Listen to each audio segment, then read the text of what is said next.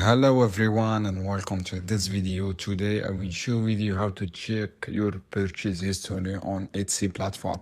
So guys, after logging into your account with your Gmail, go to this option as you can see here guys and click purchase and review. After that, click this first option, and this is easy step guys you can do, and you find this purchase as you can see here, and this is my purchase, and as you can see here, and I will cancel this purchase here guys.